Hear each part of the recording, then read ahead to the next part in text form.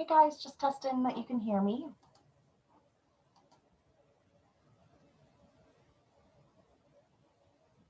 Yes, I can hear you. Oh, okay, good.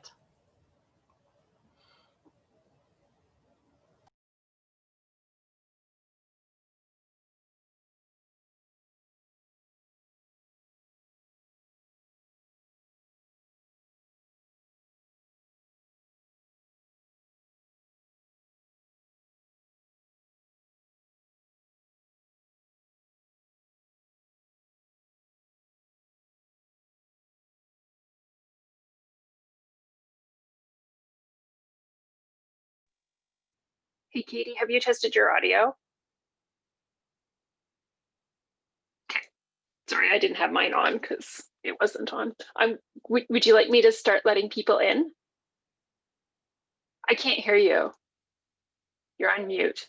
Yeah, go ahead. I'm just trying to figure out how to get the PowerPoint up. It didn't work well yesterday, so. No worries.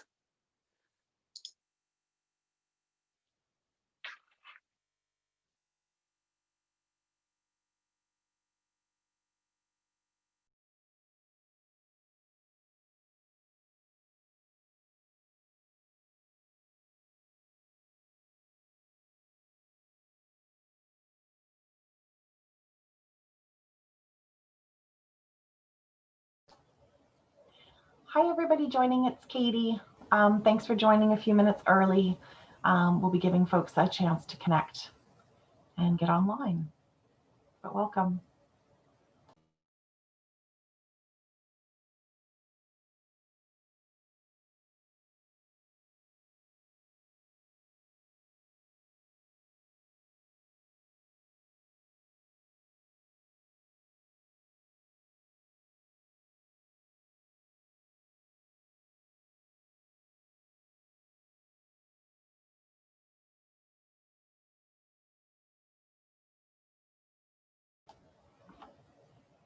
Hi, James.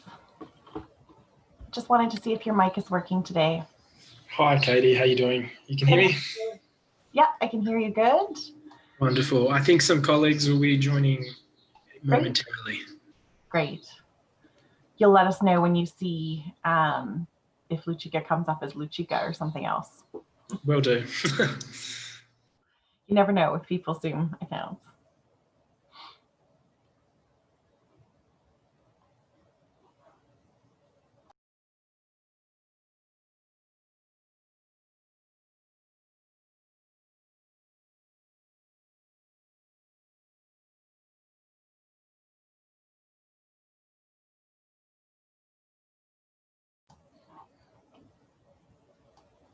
Hi, everybody who's joined so far. Welcome to the call. We've just hit the half hour, so we won't delay too much, but we obviously need to wait until we have some of our first speakers and stuff on the call with us. So we'll just give another 2 or 3 minutes for folks to join, and then we'll be getting underway.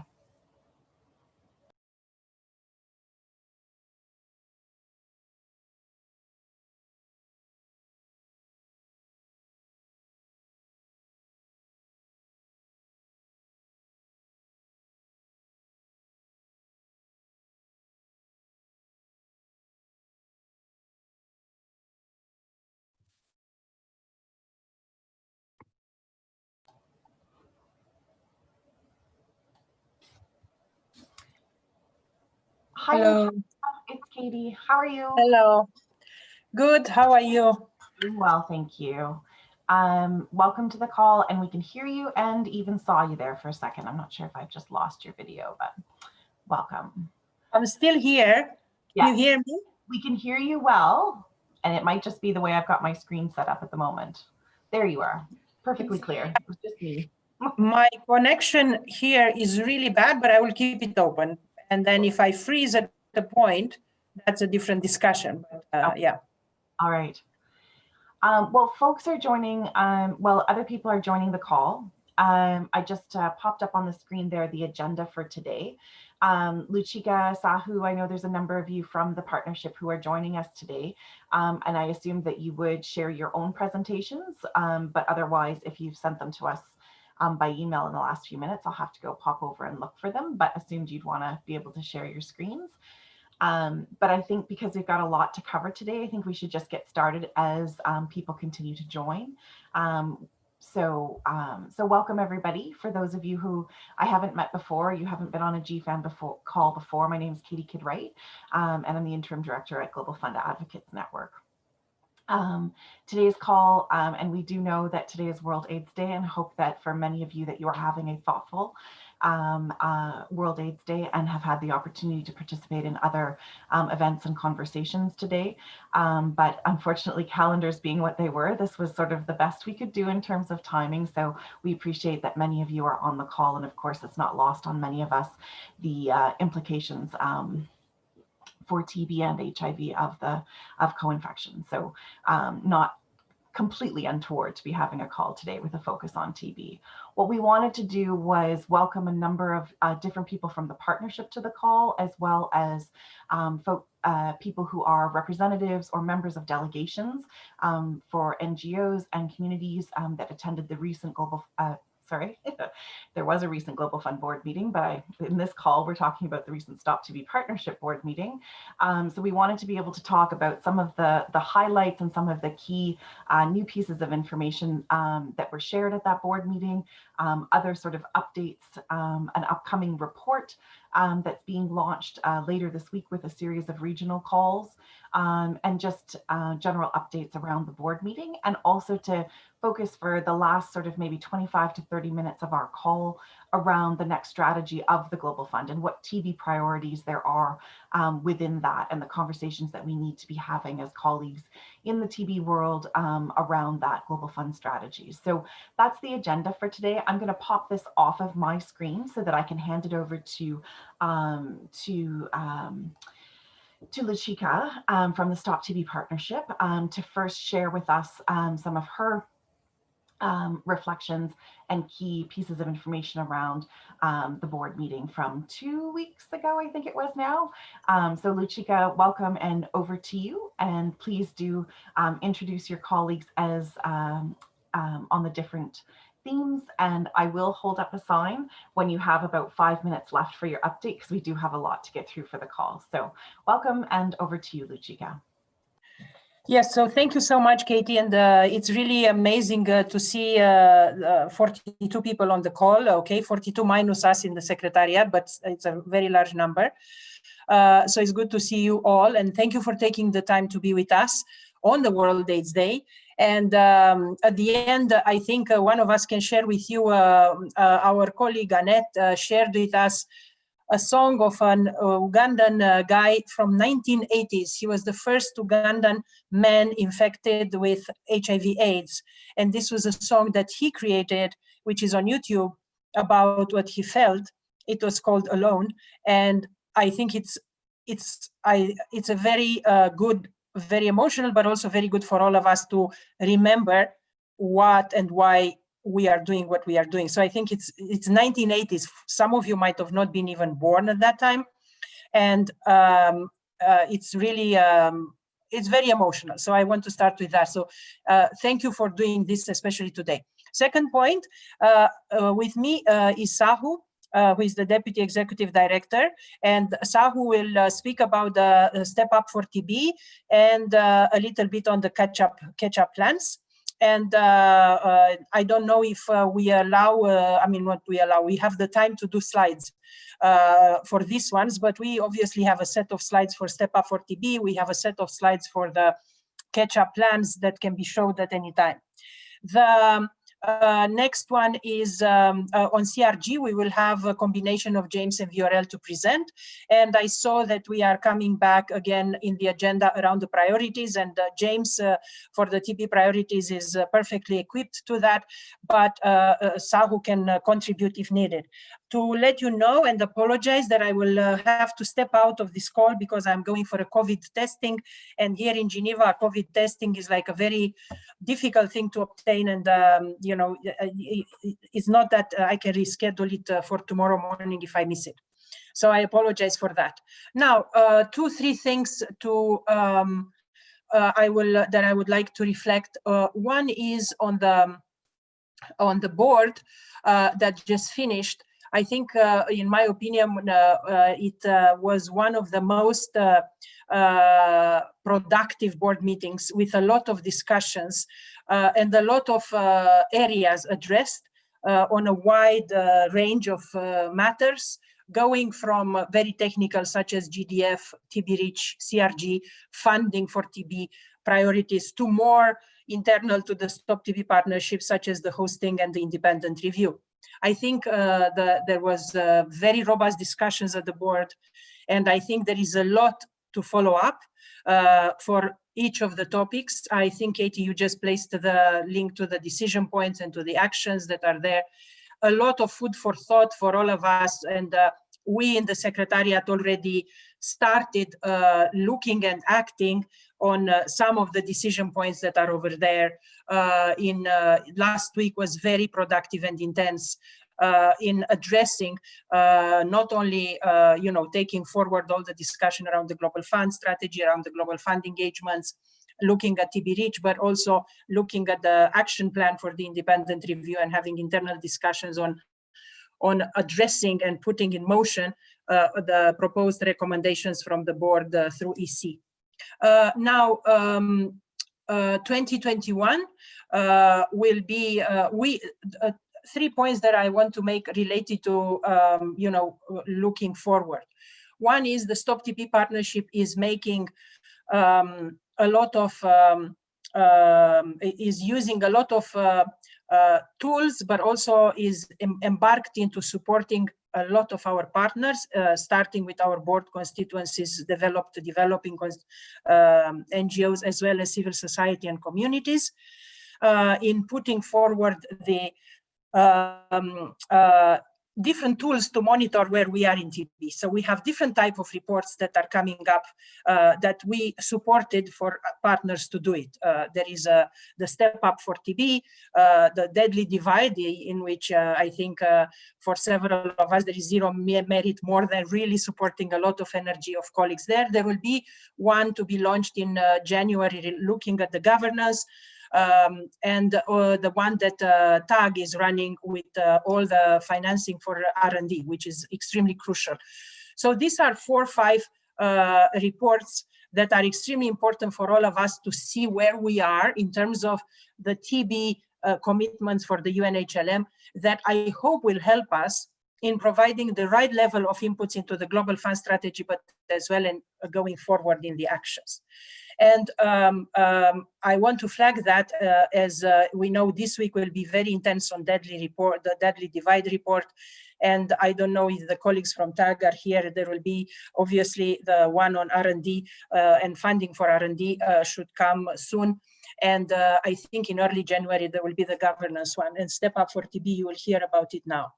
The second thing that I want to say is that we are looking forward. One of the main areas that there will be 2 directions that are very important. One for next year. One is related to the funding for TB, and asking the funding for TB to be able to provide the right set of interventions and to be able to increase that pot of funding. I think there is absolutely no question in nobody's head that TB is severely underfunded, and the funding can come. I think the main angles that we will tackle are related to the global fund and obviously domestic. It will be great if a donor will be interested to help bilaterally, but so far we didn't get too successful at that at the level that will make a difference. You know, we speak here of an additional 6 billion per year that is needed in TB. But I think even admitting and recognizing that the funding we have for TB is insufficient to be able to address what we have to address will be extremely important. And that's why we are very pleased with the movement of developing country NGOs and communities, and the movement launched by Austin, Timur, and the other partners on increasing the funding for TB. And that will be one piece. The other piece is what we hope to change and to address is really focusing our funding to go to the grassroots organization and to really fund not only through challenge facility for civil society, but also through other type of funding, primarily groups and NGOs and networks that are in the developing countries, to really be part of the TB response, but also to strengthen in such a way that we leave something behind when funding will disappear and so on. So this is the second bucket that I wanted to say. The third bucket, which is obviously related to the global fund strategy and so on, that we all need to be on the same page, and we will discuss about that, and we will be very keen to collaborate together to organize different type of webinars and discussions to get the right input from everyone in there, that the TB community is probably, or people really advocating for TB response and reaching the UNHLM targets will be fully aligned. And the last point that I want to make is that we as StopTB Partnership Secretariat need to raise up to the expectations towards us. And I think everyone in the Secretariat, starting with me, is extremely committed to ensure that our colleagues are feeling, everyone in the Secretariat is feeling engaged, involved, warmed, supported, understood, with no discrimination and no separation, and having pure equity and inclusion, and no racism, no bullying in the staff. We already had last week already two big training sessions and meetings with colleagues from the not only from UNOPS, but an independent consultant throughout the Secretariat that was extremely useful in raising and unpacking things that we really need to discuss and understand. Already done that, but of course it's a work in progress. So now I think it will be very good. The last thing that I want to say is that we are all in this, and without the help of everyone, we are not able to reach any target for TB. I don't think anyone should question this. Next year will be crucial. We saw figures of dropping the case notification just now in the call before this. Bangladesh is dropping from around 300 to 200 in terms of notified people with TB. So 1/3 drop throughout the year.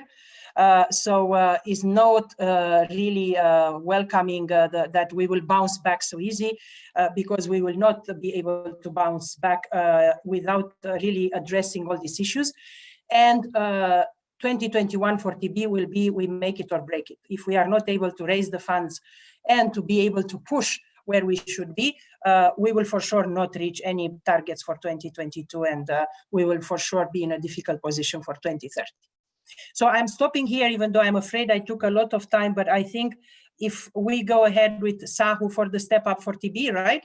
And then we go, Sahu, when you finish, just that we, Katie, if you agree as the chair, maybe you go directly to the catch-up plans, because we need to move without any introduction and so on.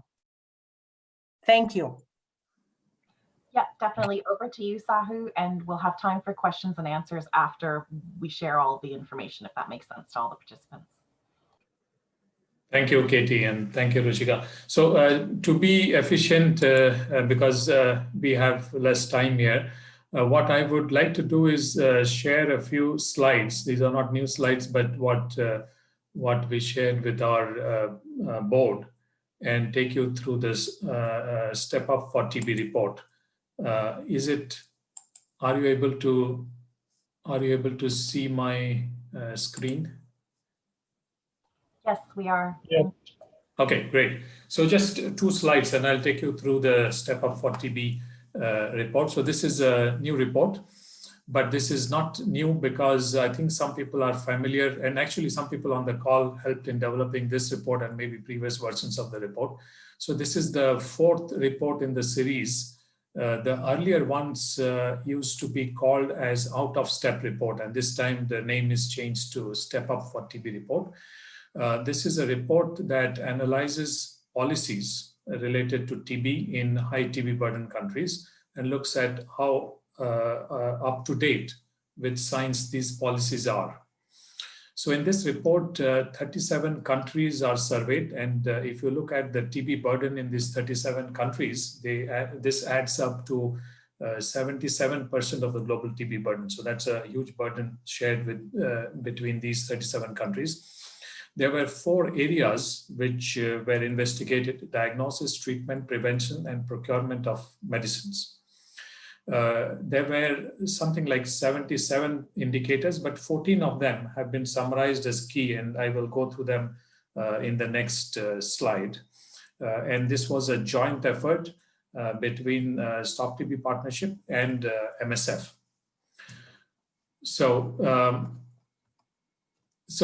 This report has a number of indicators, a number of dashboards for each policy. There is a kind of traffic light kind of presentation where you have green, yellow, red. Green means the policy is in place, red is not in place, and yellow is somewhere in between. But I will just touch upon a few important ones for you that we would like to highlight, and these are in the executive summary of the document. First, on diagnosing TB, we all know that rapid molecular tests are in TB for a decade, I must say. The first one was approved 10 years ago, and now there is also a second one approved by WHO.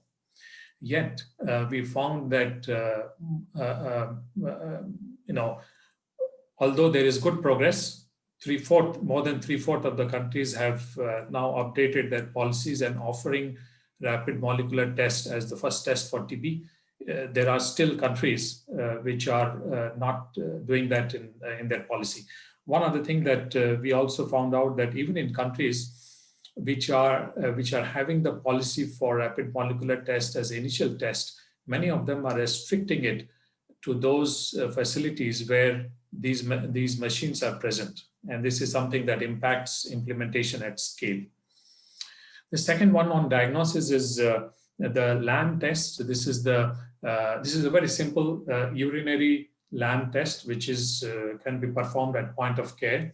It is not also very expensive, but very surprising to see that only 1/3 of countries have LAM for TB testing, and this is a TB test that is very useful in people living with HIV. It's recommended for people living with HIV. By the way, the first recommendation on this was made by WHO in 2015. Of course, after that it has evolved, but it's not a very recent test. It is available for some years. We also found that drug susceptibility testing was there for key drugs in most countries, but if you look at all drugs that should be there to choose a correct regimen, that was there in only 1/4 of countries. Now shifting to, so just a point on the diagnosis, I think this is something that we need to think about.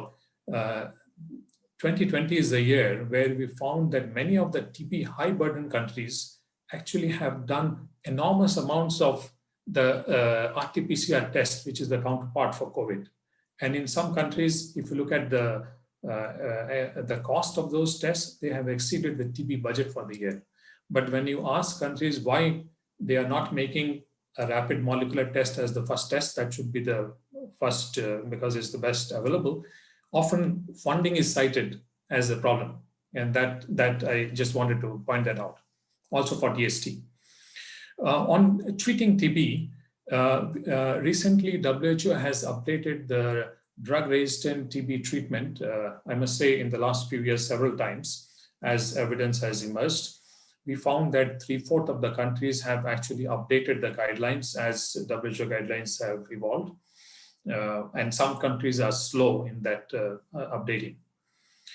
Almost all countries have what we call as longer all-oral drug-resistant TB regimen, and more than half have the shorter all-oral regimen.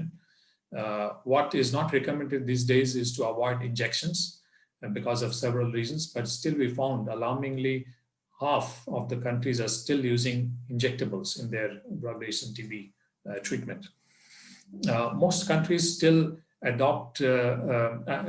are still not adopting a kind of person-centered, decentralized model. They're making people to travel long distances, or the model is such that it doesn't fit into the needs of a person. Now, coming to preventing TB, prevention has been a new focus area, and this is also in the UNHLM targets and commitment. We found that half of the countries don't include household contacts above 5 years as eligible for TB preventive therapy. Now, TB preventive therapy, there are targets.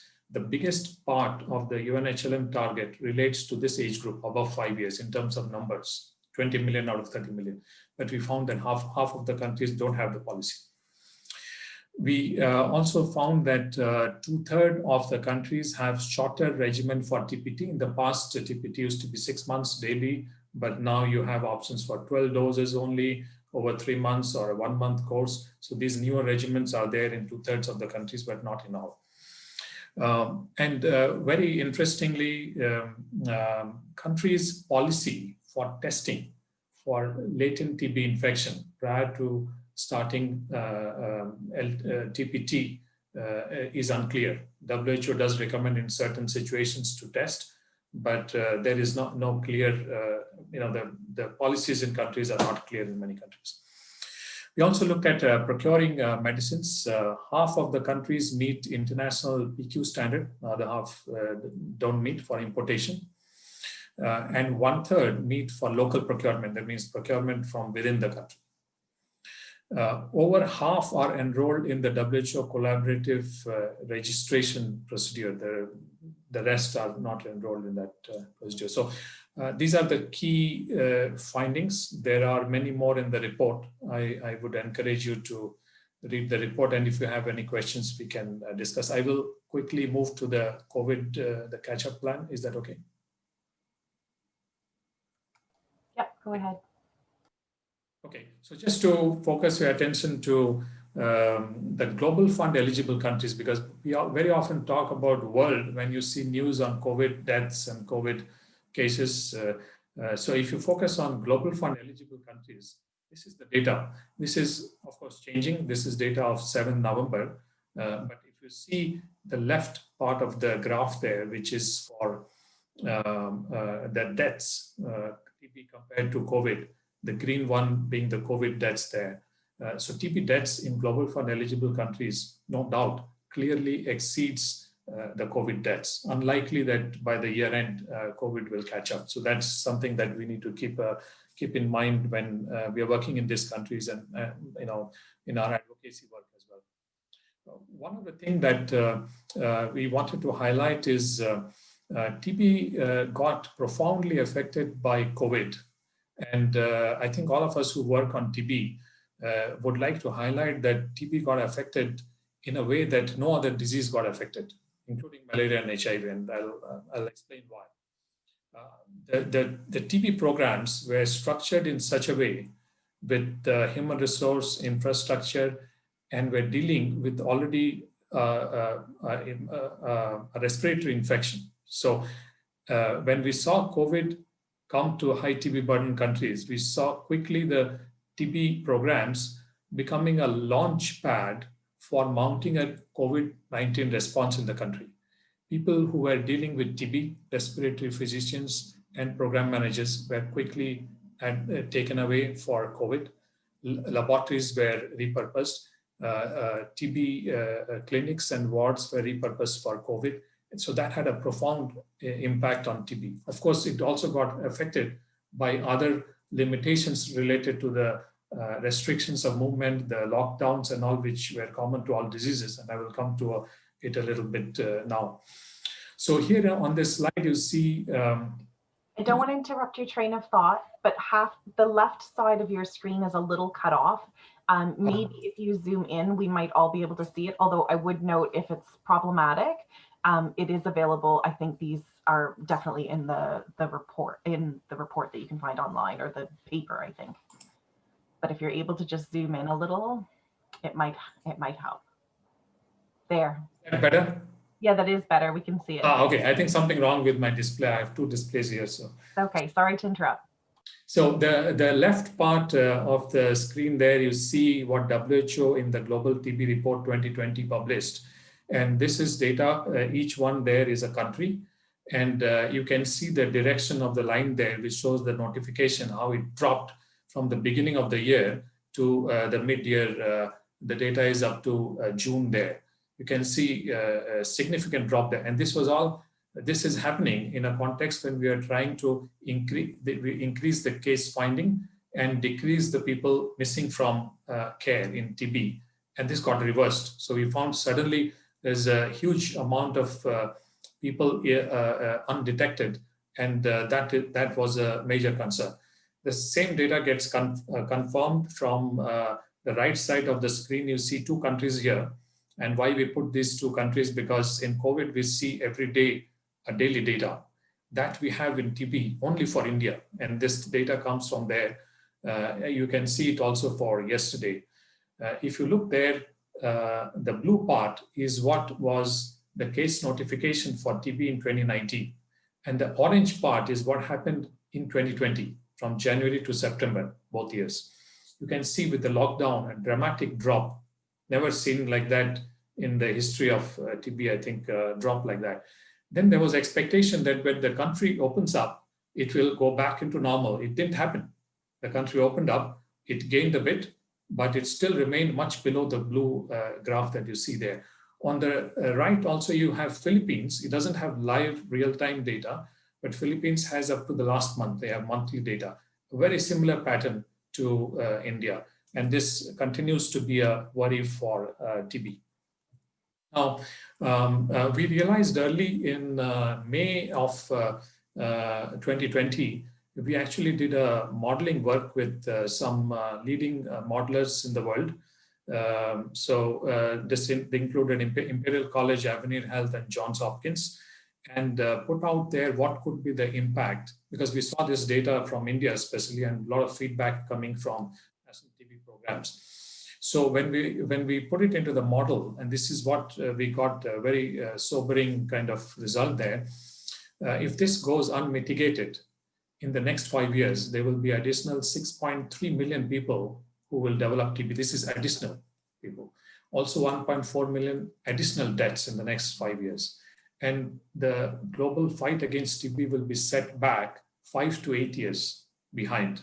So that's a huge impact. This is available on our website for people who would like to reference. And also a part of it is published recently as a peer-reviewed journal, and the link is there, and we can send you the slides. And thanks to the TB community, I think many people in this call were part of it.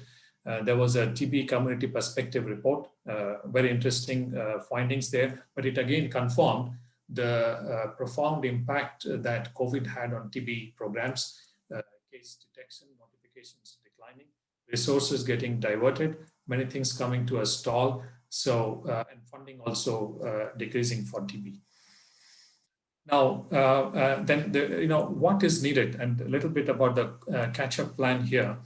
So what we need is not just to reverse to a pre-COVID situation, because in TB, we had a situation that we were not on track to achieve the UNHLM 2022 targets. So while we have to reverse it to the situation pre-COVID, we also need to accelerate further to reach the 2022 target. And while we are doing that, because we are working in a COVID world, the program, the TB responses have to be designed in a different way to be effective and resilient to this kind of a situation. So all three things are to be done.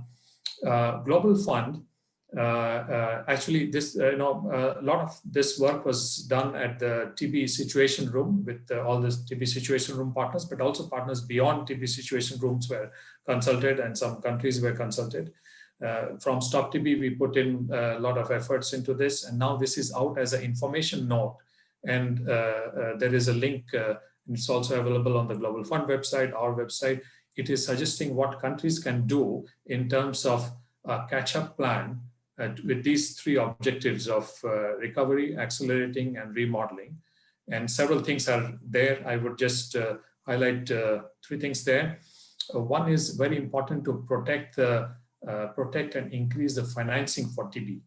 We saw in many countries the domestic funding commitments made by governments were kind of almost going to be withdrawn or decreased. That is something that needs to be countered with strong advocacy, and we should not make. We should ensure that that doesn't happen. Number two, to recover, we need to do things in a campaign mode and a faster mode and not a routine mode. And this is where what is suggested is to do a campaign mode of approach where you do a surge up kind of things you do in a normal program. And the third is to look at innovative approaches, including new tools to scale up diagnosis, treatment, and prevention. And there are a lot of things in the document. I'll not go through that now, but that document is available and we are available for any consultation on that. So I think that is all, but just a few things that we also learned during the COVID-19 pandemic that will be useful for TB programs. Number one is the real-time disaggregated data to guide action. We saw how the India data was also useful for us to do a lot of advocacy during this period, and this should be asked for all TB high burden countries. We also saw that even resource limited settings demonstrated to the world that this is possible. Earlier we had the impression that because of many issues it is not possible, but it is possible. The unprecedented scale up of testing and tracing that we saw, 700, 800 million RT-PCR kind of tests done, whereas in TB in 1 year, in the last year, only 15 million, 15 million. That is pathetic after so many years of effort on it. Now there is an opportunity, and because TB and COVID have similar symptoms, we can do integrated testing. Some countries are calling it bi-directional testing. In the board, actually, the minister from India talked about it, and there is a guideline in India how to do that. So this is something that is a great opportunity to scale up testing for TB and find all the missing people with TB. There are also technologies that can be used for both diseases, like X-ray with artificial intelligence, and this would be a great thing to look at.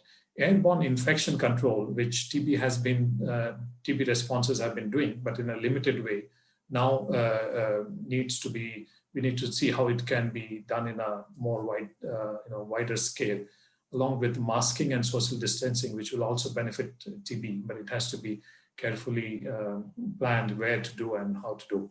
There is more acceptance of these tools now. The virtual care and the shift from the model of asking people to come to clinics rather to do in a digital way with digital adherence tools and community monitoring apps. That's another learning from the whole experience, and also accelerated research on new tools. And actually, our new tools working group presented to the StopTB board some ideas about how we can learn from the COVID vaccine research and cut down the 15 years timeline for TB candidate vaccines to a few years, a few months. So I would stop there. Thank you. Thanks, Sahu and Luchika.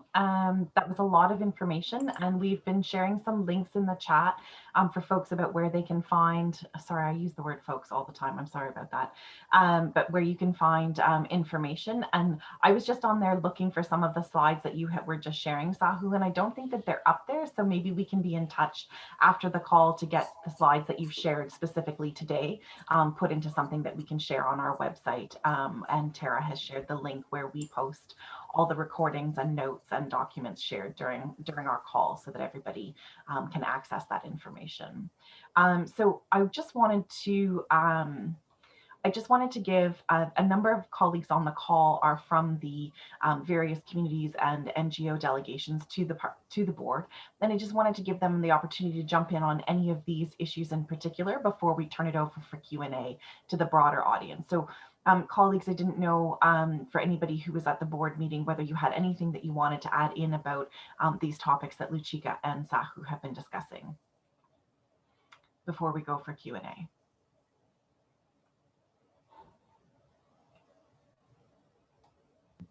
Sorry, Aaron here.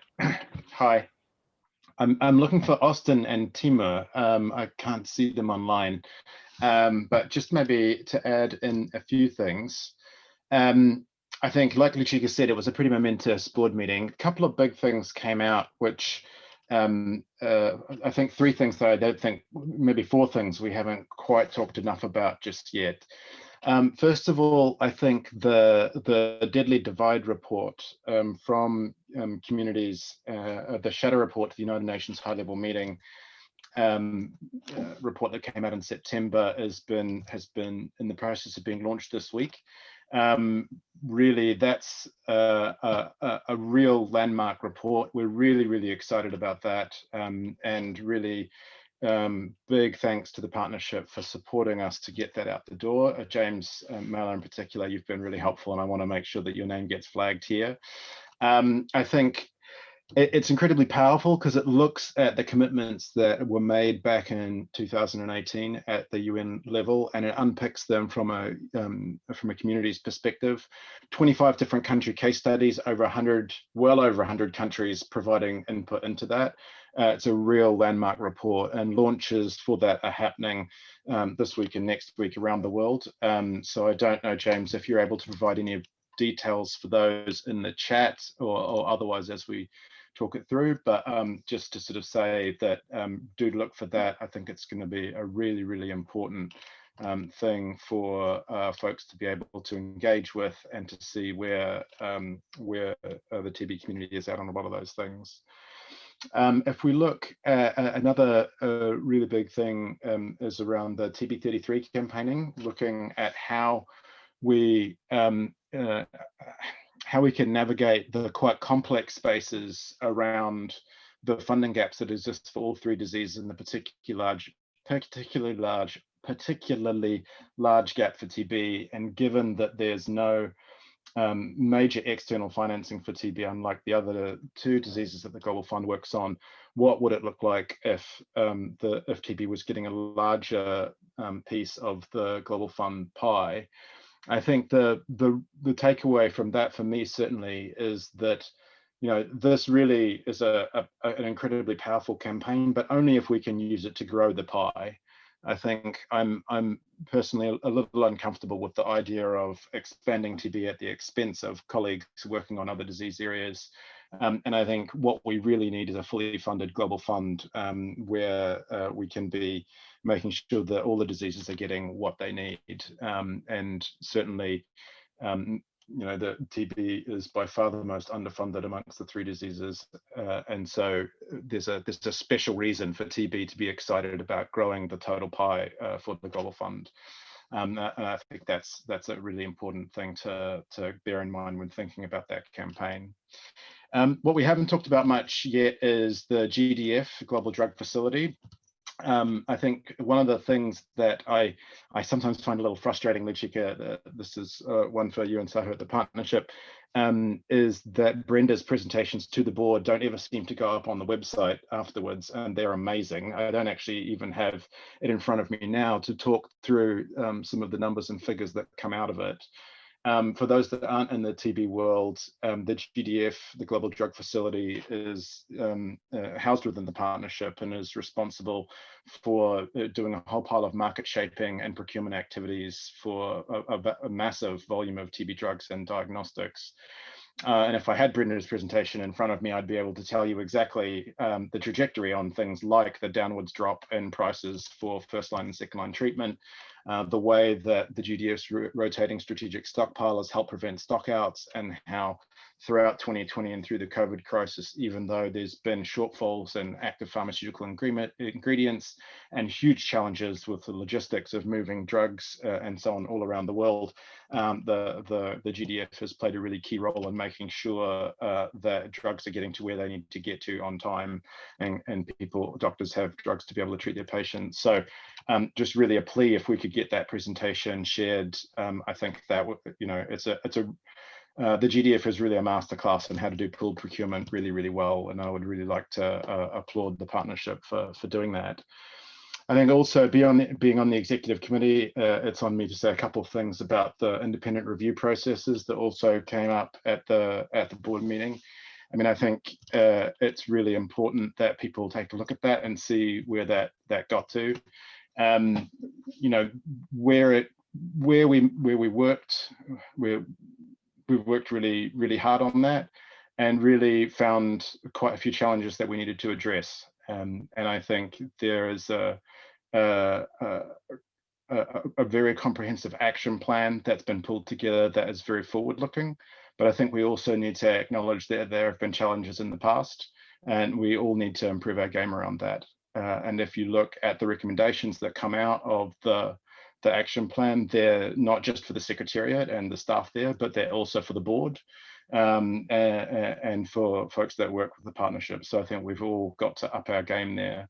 At the moment, there is a public comment period that's open until the 11th of December.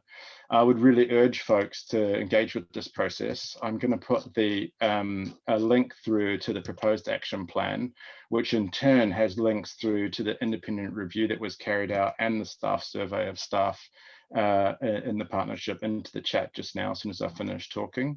Oh, here we go. It looks like somebody may well have already done that, but there it is there.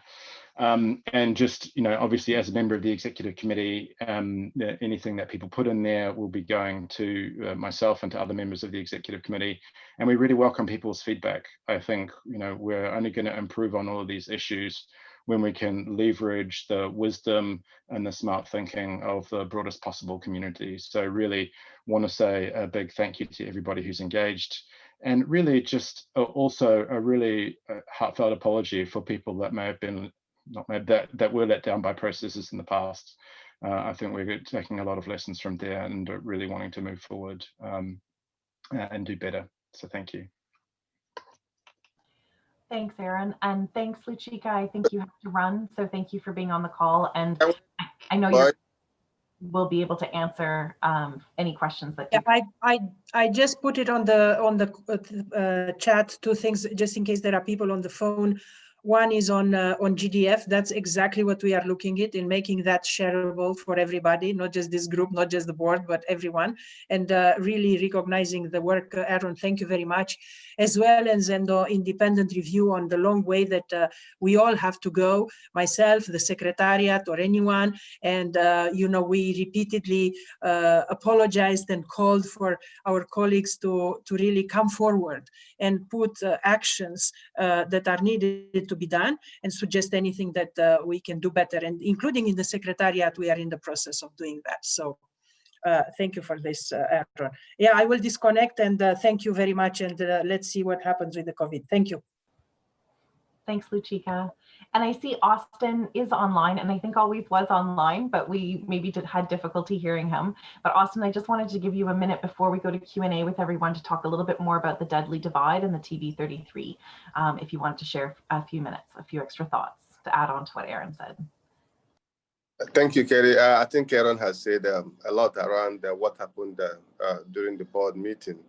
And I just have to share just a few. I think what interests me most around the board meeting is that our advocacy, the civil society advocacy around our board is actually yielding results. We are seeing the biggest challenge facility, that is going to be announced in January, I guess, if that's the date. I don't have the actual date, but we are seeing that we're going to be having 7.5 million for challenge facility. For the first time, we're seeing such a huge amount of resources going into, a civil society as an innovative approach to building around the Global Fund and also TB-rich activities. The TB 33 campaign, yes, I mean, it's moving. The most important thing is that I spoke to my HIV folks today, actually. A lot of them, they called me to discuss this. We're not looking at taking money from any of the diseases, from HIV or from malaria. I think that is not the essence of the campaign. The essence of the campaign is that we know that TB is being marginalized in terms of funding, resources for TB. For us to achieve the high-level meeting targets, we need additional external resources coming in. And probably Global Fund should also review its strategy in terms of how we'll deal, probably maybe abolish the disease split and look at in terms of the priorities and make sure that we have a fully funded global fund for all the priorities, around the 3 diseases. So there are a lot of things that we want to discuss around it, but I think TB territory campaign is not actually to take money away from any of the diseases, but actually to strengthen our fight together and make sure that all the diseases are fully funded to be able to make impact and also achieve the UN high-level meeting targets. So that is the whole discussion around it.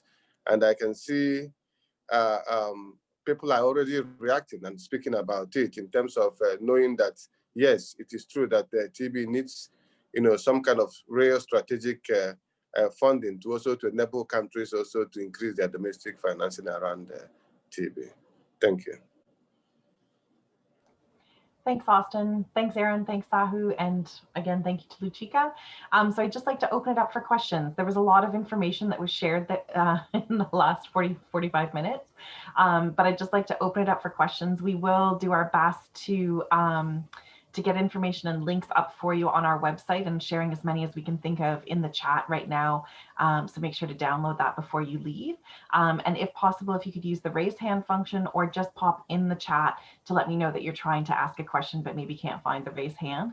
I see 2 hands raised right now. So I'm going to go to those folks and I'm just going to ask them to also identify if they are asking the question specifically or if it's more of a comment, and to make sure to introduce themselves briefly as well. So first Gwen, then David, and then Yannicka. Gwen? Hi, thank you. I'm from ICO, the International Commission on Occupational Health, and many of you may have already seen my comment that I wrote earlier in the chat room. In addition to that, I do have a question, but I think that the one important thing that we don't seem to be spending enough time on is primary prevention. And primary prevention in the community is going to be basically vaccination. Obviously, we know a lot about the COVID vaccine that's being developed, and I'd like to know if anybody knows something or what's happening with the vaccination that at least was being developed to prevent latent TB from progressing on to active TB. The second part is for primary prevention in particular workplaces and residential settings, such as healthcare facilities, mining, prisons, stuff like that, where COVID, we can take the opportunity from the COVID-19 pandemic, where everybody now is very aware about respiratory hygiene, respiratory protection, and use that for prevention, primary prevention of TB in these settings, along with improved ventilation, things like that.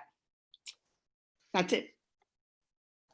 Thanks, Gwen. I'll go to, I think that'll be a question for you, Sahu, or parts of it anyways. David? Okay. Yeah, thanks very much. It's great to see everyone. And thanks so much for the report on the board and all the presentations. So I wanted to know, number one, for Austin, if you had anything that kind of goes into greater depth in terms of what you're proposing with a 33% campaign.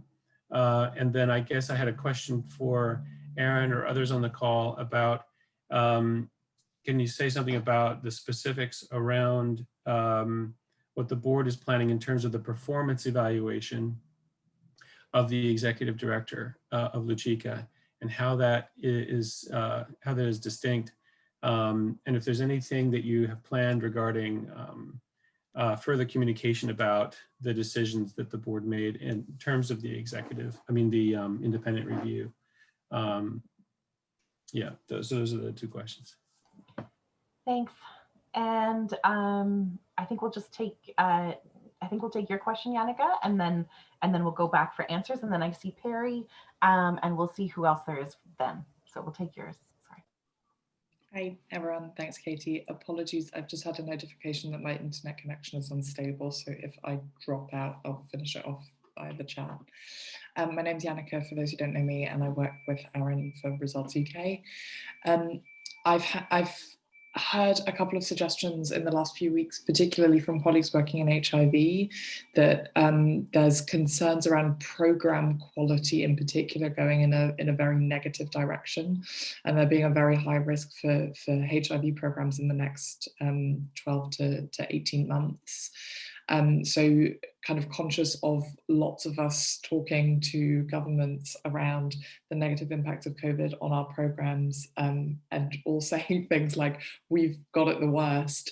I'm just wondering whether, Sahu, you might be able to update us on the kind of trajectory you're expecting to see in the next 12 to 8 months and how that relates with other Global Fund programs, so that we're able to make sure that our messaging is as aligned as possible, and we're able to make the correct recommendations to our target audiences. Cheers. Thanks, Yannick. I'll get you and David to lower your hands unless you have additional questions. And Sahu, if I could pass it over to you, unless you've dropped, because I've lost your video. No, you're still there, I think. But if we could pass over to you, there is some information that's coming in the chat as well. But Sahu, if we could pass it over to you to respond to some of those questions, in particular the ones raised by Gwen around primary prevention, and then Aaron and Austin come back to you as board members maybe around the questions raised by David. Sahu? Yes, thank you. So Gwen, thank you for the questions. Yes, I think primary prevention is important, and with the COVID experience of vaccine now is becoming very important as a discussion in TB as well. So in TB, there are candidate vaccines, 14 of them that are recognized currently in different stages of research and development. But a typical TB vaccine research and development takes 15 years or more to get to the product and say that, yes, it is effective and it is safe. I think what now needs to be done is, with the COVID experience, what can we do in a way that was done for COVID to shorten the 3 phases of research, overlap them, have countries also do some kind of advanced purchasing and take care of in a coordinated way, take care of the risk involved in fast tracking the vaccine. So that is something that needs to be now looked into TB, and we need to look at whether that is possible in TB. Now in TB, we have, I think 2 years ago, there was, I remember this was during the UNHLM, I think, or somewhere around that time, this news about the M72 vaccine, which shows so far good potential. If you give that vaccine to people who are infected with TB, latent TB infection, then you can protect 50% or more of them to convert from converting into active disease. So that is something that is promising, but is just entering phase 3, but it will take years. So not before 2027. That was the timeline. But now I think there should be some effort made to fast track it. The current existing vaccine, BCG, also got into a lot of controversial discussion related to COVID. And now there is also a proposal that whether countries should do a BCG revaccination. And that is also an interesting thing that is, but what I want to say is that for vaccine, the area actually is research and development and how we can fast track it. On the respiratory hygiene and many things that we learned in COVID are very, very, very good for TB. They will help in TB. There are 2 broad areas.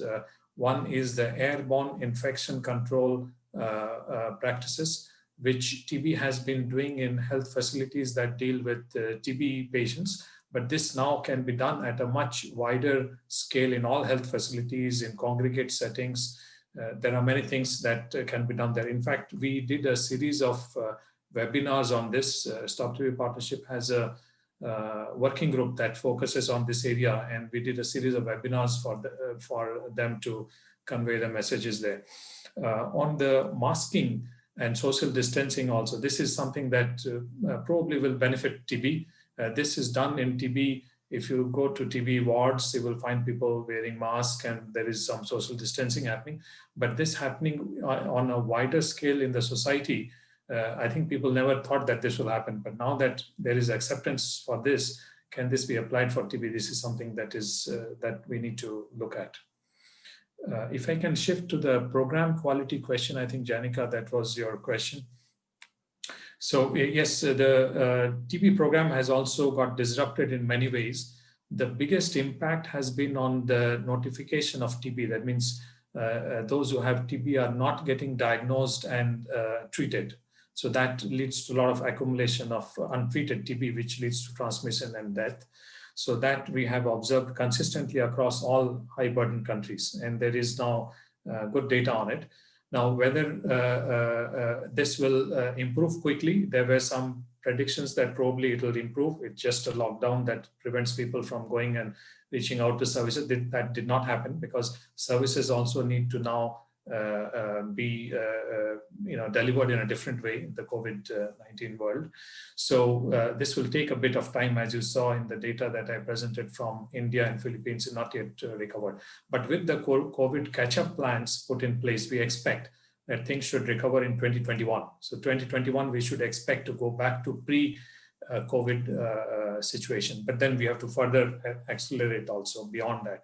But if you go beyond the notification, programs have also got affected in many other ways, which looks at, for example, the TB preventive therapy in many places got just stalled.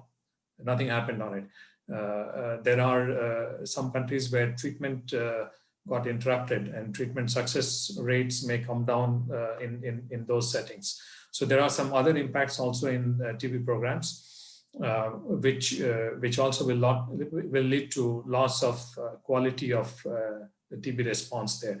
But we expect that the catch-up plan, if it is well designed and funded, because the catch-up plan cannot be just a plan which is not funded. If it is funded, then we expect that 2021, we should be back to pre-COVID levels, but we have to go much more than that.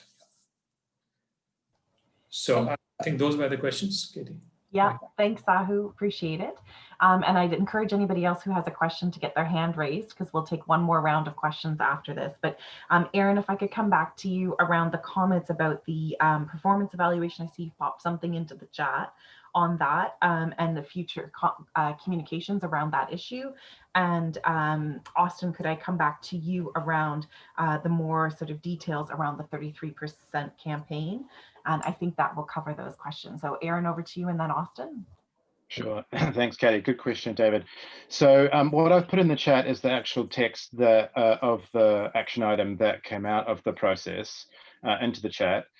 I won't paraphrase it. I'll let everybody read that for themselves, just to sort of say that we're obviously not ready to publicly lay out all of the details on that just yet, because we're in the middle of a comment period. So I think that's an important thing to flag, because I think the answers to the first part of your question are related to the question in the second part of your question. So I think what's really important is that that we don't want to proceed with a whole pile of actions without having had the opportunity for people to provide public comment back into those processes. It's one of the reasons why the enhanced performance evaluation is next year rather than immediately. So I think the key thing for folks that are interested in more details on that is to read the information that we've put up around the findings of the independent review. There's some interesting things in there about both the strengths and the weaknesses of our current governance models as it relates to how, and hosting models as it relates to how we can do performance reviews of the executive director and indeed of all of the staff, because technically at the moment, all of the staff are employed by UNOPS, and they are in charge of the HR function, and the board has an important but limited ability to influence some of those processes. And so, that's why we're looking at some of the other things that make up the set of recommendations in the round. It feels like this isn't I may have not given you a satisfactory answer. So happy for you to come back to me on that. But certainly, if you think there are things that should be part of that enhanced review, or things we should be paying particular attention to, or ways that we should be running that to strengthen it, then that's exactly what the public consultation process is all about. And so we'd really welcome any feedback to come back around that, and so that we can incorporate that into the thinking for how that ultimately gets delivered. Thanks, Aaron. Austin? Thank you, Kelly. First of all, let me say thank you, David. I'm sure you were expecting an email from us, because we are now doing what we call further consultation with constituencies to know how the messaging will look like, because we are looking at the uniform messaging, but still some targeted messaging going to, different constituencies and different like the donors, and also the implementing countries as well. And for me, I think it's so resonating, because for the first time that Global Fund, Mark and Harley admitting that yes, it's true that that they really need to do something for TB. So I think it's hard time that we need to push. So we'll be sharing a lot more details, but we want to get your voice, in terms of that we inform the final communication strategy that will be going out to the public. So expect to hear from us in the background, and as well, and everyone on the call as well. Thank you. Thanks, Austin. Perry, you've been waiting very patiently with your hand raised. If we could go to you next for your question. I don't see anybody else with a question, with a hand raised or in the chat. So Perry, I think you're finishing us off for our Q&A. So over to you. Thank you very much. I'm representing Occupational Knowledge International and the International Commission on Occupational Health. My comment is regarding the fact that we've been able to get key language into the UN declaration a couple of years back, specifically to implement primary prevention programs focused at those exposed to silica dust in the workplace, but very little progress has been made. And this is a call more than just for TB preventive treatment, therapy rather. As the Step Up report notes, fewer than half countries, half high burden countries, have any policy to prioritize minors or those with silicosis, but none have prioritized silica dust reduction to prevent TB. The Step Up report also fails to highlight this prevention opportunity to reduce workplace dust exposures, and not just wait until workers get sick before finding and treating them. It's important to note that minors probably only represent about a quarter of those highly exposed to silica in the workplace, and yet the focus in these reports keeps singling out minors. Although they are an important constituency, we must expand our focus to include other industries, including construction, pottery, ceramics, stone crushing, artificial stone manufacturing, and other dusty workplaces. So the question I wanted to present is how we could get more resources devoted to this issue and at least get the messaging correct going forward. Thank you. Thanks, Perry. I appreciate the background on that. Sahu, I think I'm going to pass that over to you as well for a response in terms of and now I can only think of it in its acronym, SUFT report, but also the specific ask around how we can do better in terms of raising those issues. So Sahu, over to you. Thank you. And thank you, Perry, for raising this. Yes, silicosis is a known risk factor for TB. And mining industries have a lot of silicosis there, but also, as you pointed out, there are some informal sector activities which does generate silica dust and create silicosis. So this is something that we have to, I think, highlight more, and I think more advocacy is needed on it. The only part of the world where this was highlighted quite a bit and some action that happened, and maybe there is some learning for us there, is the Southern African region, the SADC region, where as a result of the advocacy, it actually led to a heads of state declaration of the 10 countries of SADC, TB, and it was mining-related silicosis. And after that, it also led to investment from Global Fund in a regional TB and mining project, which is still ongoing. I think that there are some good learnings there. And one of the learning was that many things cannot be done in the health sector, but you have to go beyond that into mining and occupational health and migration. There are many different dimensions of it which need to be addressed. And I think there has been good progress in that project, and we must learn from that project. I saw Vama here also. I think he was also associated with that project.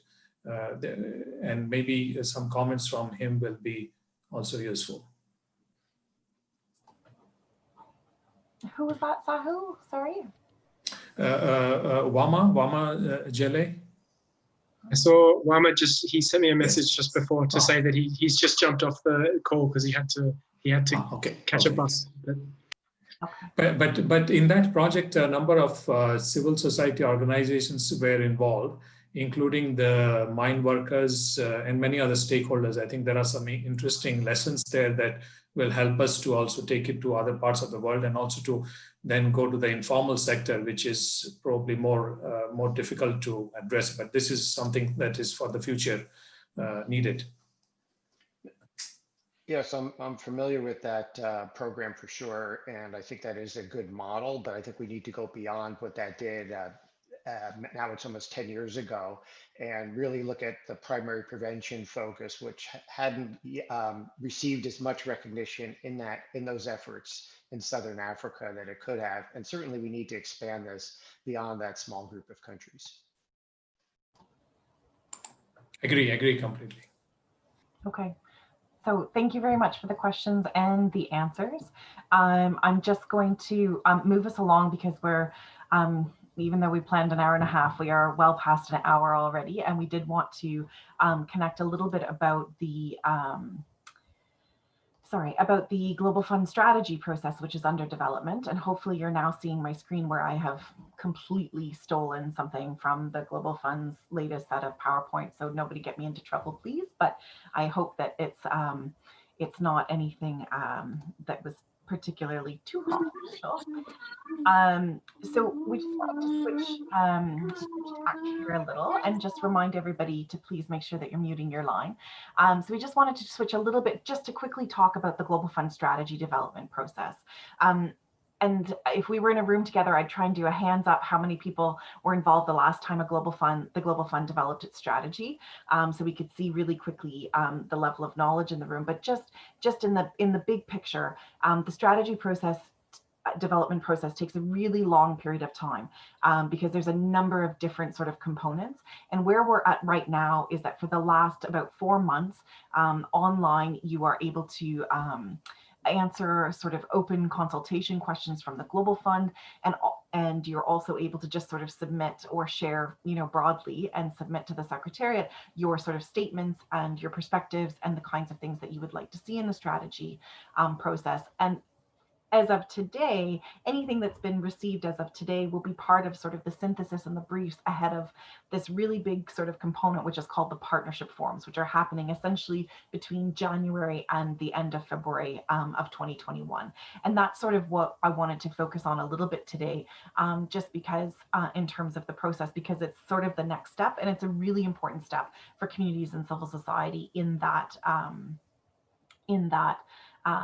process. So for those of you who have not been involved in a strategy process before, there are usually 3 large partnership forums that have a regional focus, which is also true this time. And they normally happen face-to-face and are composed of sort of the entire Global Fund partnership. So it's not just meetings for civil society and communities, for example, who are involved in the Global Fund, but private sector, governments, foundations, and a wide variety of actors. Usually those partnership forums have about 200 to 300 people at each one, for a total of about 800 across the 3 of them. And the reason that I mention that is because while they're not for civil society and communities, what has started in past strategy development processes is pre-meetings that are just for civil society and communities to come together and talk about the priorities that they have and that they want to raise at those partnership forums. Those are still taking place, but we don't actually have the dates for those pre-meetings yet. Whereas if you do go to our website, where we do try to keep a number of different resources so that they're easy to find, you can find the dates for the actual partnership forums, which you can see in that January to March tab there on the screen, on the shot that I've just put up, in terms of the dates that start on the 9th to 11th of February, and then the 17th to 19th, and the 3rd to the 5th of March. Because of the virtual format, they are also doing what they're calling a global opening and a global close, which has never happened before. So it'll be interesting to see how that adds to the process. What we know to expect is about 3 weeks before each of those partnership forums, there will be that corollary civil society and community pre-meeting for that region. So I just wanted to, before I hand it over to James to lead us through a conversation around what some of the priorities are within the TB community, I just wanted to highlight that my colleague Tara and a consultant that we have working with us, who some of you may know, Jeff Hoover, are pulling together from various sources, meetings that we have like this one, or meetings that colleagues have around the Global Fund strategy, statements that are made by various groups, or advocacy briefs that are put out. We're trying to create a this summary of top level priority areas, which you can see on our website. It's much bigger than this. There's a whole bunch more, but this is just a screenshot. And so just wanted you to know that we keep updating that pretty much on a weekly basis. And so for any inspiration that you might need in terms of talking to colleagues, or talking, you know, in regional meetings or national meetings around the Global Fund strategy, you've got a little something to start you off that gives you a perspective from across the GFAN membership, but also beyond that, in terms of civil society and communities who are engaging in the Global Fund strategy process and what they think that those priorities are. So I just wanted to give that quick overview. I hope that that's helpful. We can answer more questions about that now or later around the process. I'm not really an expert on it. I don't work at the Global Fund, but we can always get folks from the Secretariat on a call as needed. But I did just want to pass it over to James, and I'm not sure if he has something to put up on screen, but I'm going to stop sharing my screen and pass it over to James to talk about some of the priority areas where the partnership is looking at in terms of discussing in regard to the Global Fund strategy, and looking to include innovations and other priorities from TB in the strategy. So James, if I could pass it over to you. Thanks so much, Katie, and thanks everyone. I think I'll just put up, I have like a more detailed presentation, but I think noting the time, we'll just sort of keep it at a more higher level for the purposes of this, just so that everyone can have an increased sense of what some of these priorities are. I suppose just before I start as well, I would note that, that this is very much a draft list. It's something that we've received input on, both through some of the discussions at the board and also from community and civil society in the TB space, but it's very much at that first step. And I think there'll be significant opportunities to input into this from TB partners and others as we go forward. And so I just wanted to emphasize that.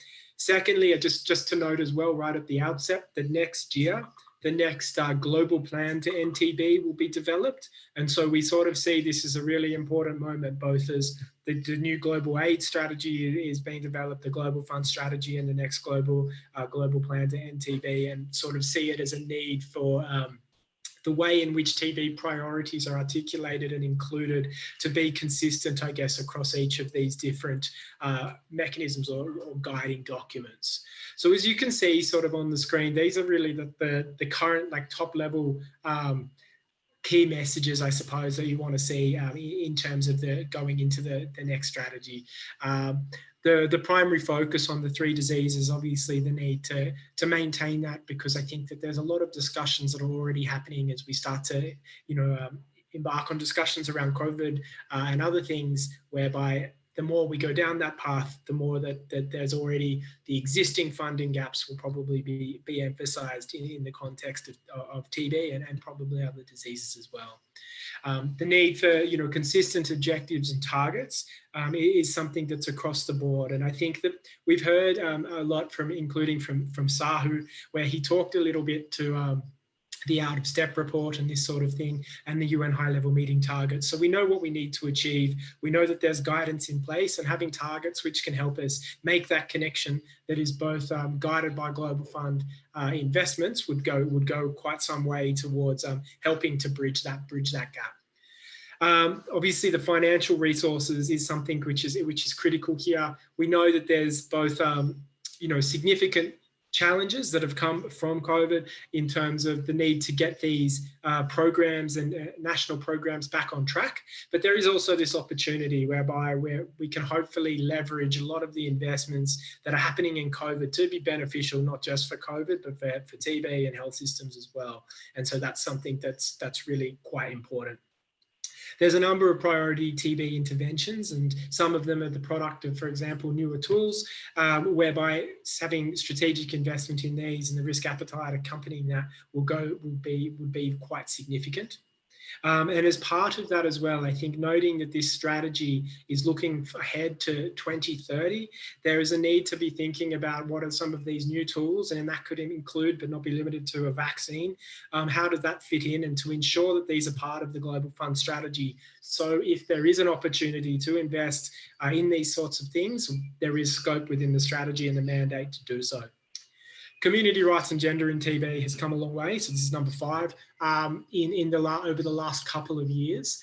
But there is now, for example, this TB stigma measurement assessment, and it has specific indicators taken from that in the performance framework. But we do see that there's a critical need to really scale up investment in this area, and for it to be TB specific. And this includes across a range of different areas in Global Fund. It includes in terms of the CCM evolutions and that sort of thing, to make sure that we're having the same level of focus to address that base level foundations that are needed for effective TB responses to be supported through these sorts of processes. And in addition, to have, as almost prerequisites of country grants, to be doing really TB tailored CRG work as part of all of these investments. Linked to that as well, I mentioned that stigma has the indicators in the performance framework. It would be fantastic to see an increase in the number of CRG indicators specific to TB that are a part of this going forward. It's critical to the accountability discussion and the broader high-level meeting targets around people-centeredness, human rights-based, gender transformative. We need a way to measure this, and we need a way to know if our investments and our interventions are working. I think the number 6 is on RSSH, and there's a lot of broader discussions that I think are happening in this area, and so I won't touch on that too much. But just, I guess, particularly with this audience on this call, to note the need to make sure that RSSH incorporates strengthening of TB programs. We've seen in terms of the COVID space that a lot of countries where there's been that stronger investment in TB infrastructure have been able to utilise that in the context of COVID. And so there is this opportunity, I suppose, so through RSSH, we're developing infrastructure that goes specifically to the 3 diseases. And of course, I think the need around the community system strengthening in TB to be a critical component of all of this. The agenda of global health security, and I note that one of the developed country delegation to the Global Fund, I believe, is looking at this through more of a global health solidarity lens, through tackling antimicrobial resistance. The AMR agenda in TB is critical, and it needs to have that level of focus that's required in order to sort of address the issue as is required. And given this broader context around it, the pandemic at the moment, there is certainly space to be having that conversation, we feel, at the moment as well. I guess an ongoing, and this is not just limited to TB, but there's opportunities to really leverage the partnerships that are at the disposal of the Global Fund to continue to strengthen its priorities and its focus, and that's something to continue to look to strengthen throughout the strategy. And I think just obviously the implementation mechanisms that are required to support the accelerated delivery of the various interventions as well. And just before, I've got slides that unpack each of these, but I feel like that would be too much detail for this particular conversation.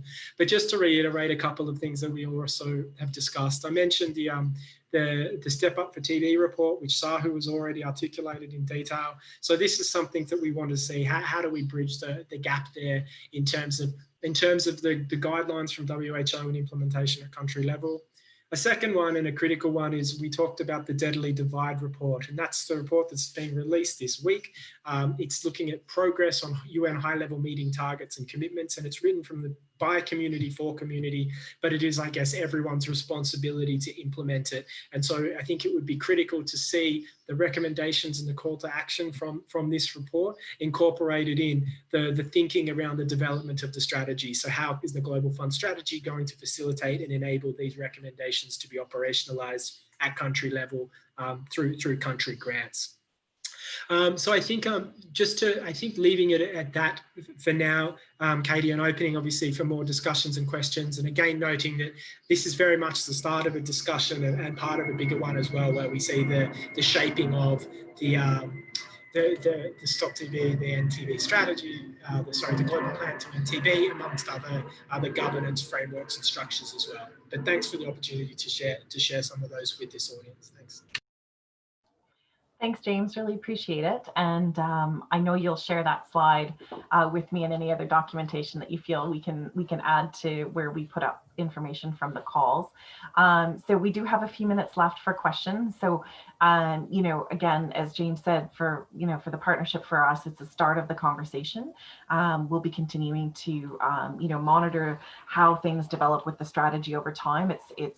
It's not that if you didn't get your input in today, that was the very last opportunity to share input. In fact, input is welcome through that open consultation on the Global Fund website until the end of this month. That will be included in the process, just in a slightly different way and not in the synthesis for the partnership forums and those pre-meetings that I was talking about. So I'm seeing Perry's hand raised, and I'm wondering if that's a residual hand or a new hand for a question now, but would encourage if anybody does have any questions to please use the raise hand function, or let me know in the chat that, if you're having trouble finding that, if you do have a question. So so I see Perry and David. So Perry, let's start with you this time if you do have a new question around this subject matter. And then David.